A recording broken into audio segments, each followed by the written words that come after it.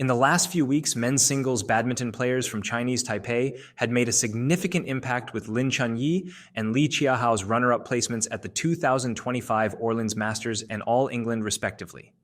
No doubt the players will be on more people's radars going forward. Seeing various reactions from fans, however, got us thinking. Men's singles Chinese Taipei players have been, in our opinion, underrated. They execute a lot of strategies we frequently discuss very well. For example, if you've been a long-time subscriber of our channel, you may have heard us talk a lot about concepts such as preventing your opponent from attacking and playing towards the middle to reduce mistakes. If you want good examples of players executing these strategies, watch Chinese Taipei men's singles players. But if Chinese Taipei players are so good, why do they lose? Chia Hao, prior to the Orleans Masters, could not make it past round of 16 for 9 tournaments straight. This honestly came as a shock considering his skills and how Li even upset Axelsen back in 2023 when he was still ranked 36. What's the problem? Why can't Chinese Taipei players consistently win?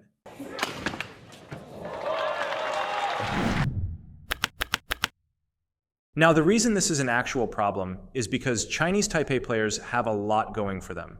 We briefly mentioned how Chinese Taipei players execute concepts that we frequently discuss very well in the introduction, and we'll expand on that here. The first concept we always talk about is breaking your opponent's rhythm. This concept is important because it's a strategy to force errors out of your opponent and create attacking opportunities.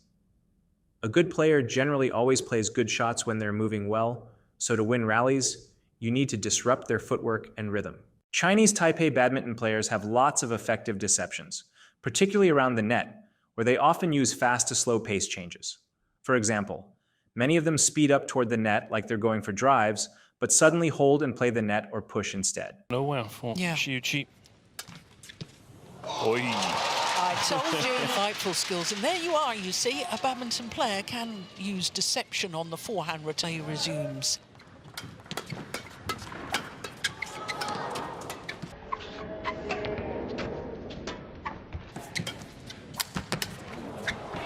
Missed it.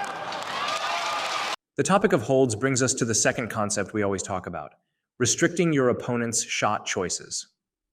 Whenever we mention things like playing your blocks further into the court, playing shots toward the middle, or paying attention to the angle and speed of your pushes, the goal is to limit your opponent's shot choices and neutralize the rally. And while this is often seen in a defensive context, it is important offensively as well because the limited shot choices allow you to position more aggressively for what comes next.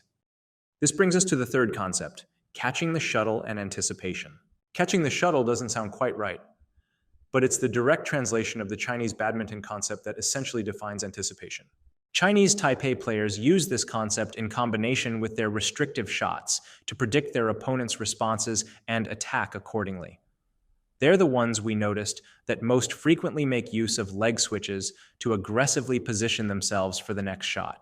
We won't go into too much about how to use this in your own games in this specific video.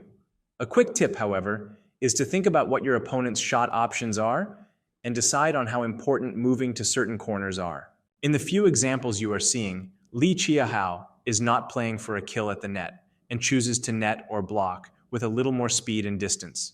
He is looking for a push or lift that he can quickly attack with a jump out by positioning his right foot back. And if his opponents try to play the net, Li can still easily move to it and play a push or net. The only thing he gives up is a potential kill or opportunity to take the net very early, but it is often worth it compared to taking a late forehand or backhand.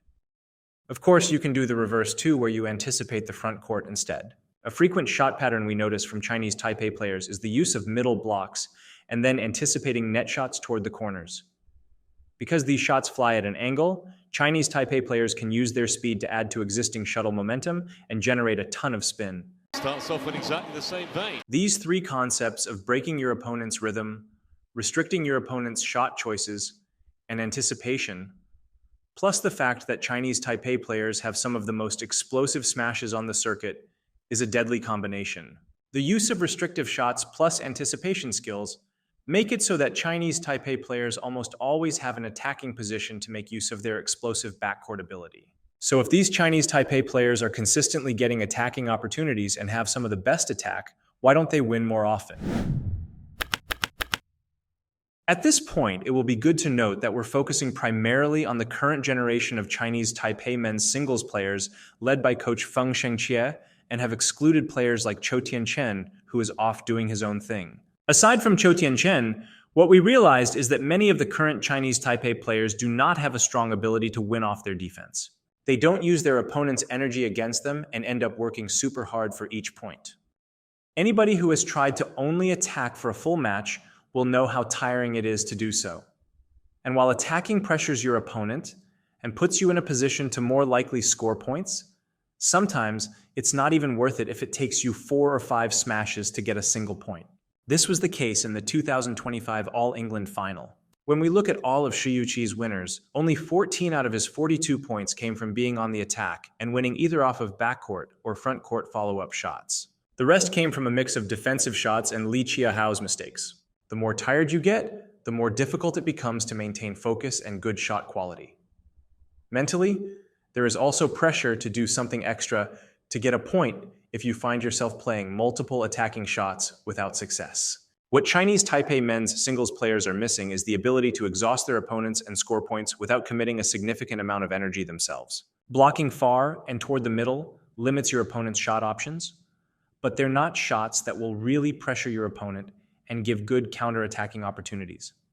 It's merely a safe shot that will help you neutralize the rally. What a lot of top players have that Chinese Taipei players are missing is a strong ability to play high lifts and tight blocks at a high enough quality that puts opponents out of position. This rally from Shi Yuqi is a great example of what Chinese Taipei players need more of. Awareness and the reflexes to deal with it.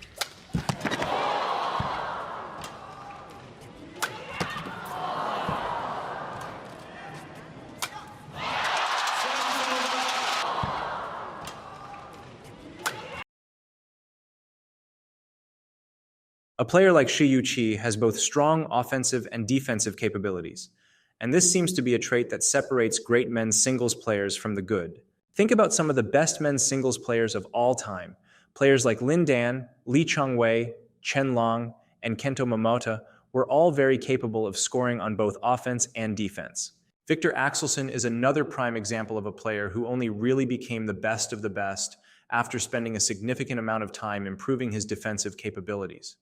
After all, if you're playing multiple matches and tournaments back-to-back, the only way you're going to consistently win is if you play more efficiently than your opponents. Developing a stronger controlling defense is what we would love to see from Chinese Taipei players. If they are able to tire out their opponents by playing long, efficient rallies, that will only serve to amplify the effectiveness of their already strong attack.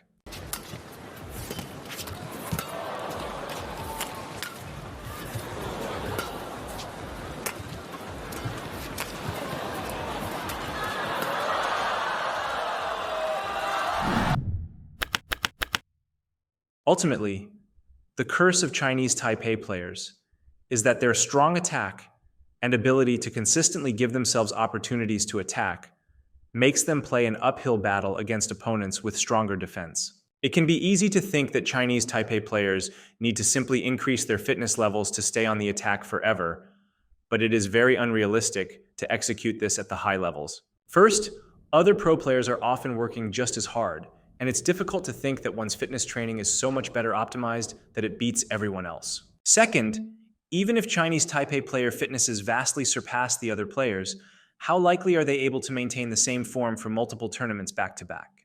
Although it may seem counterintuitive for players who rely on not letting their opponent attack to play shots that give the attack away, it is key to becoming a more well-rounded and efficient player.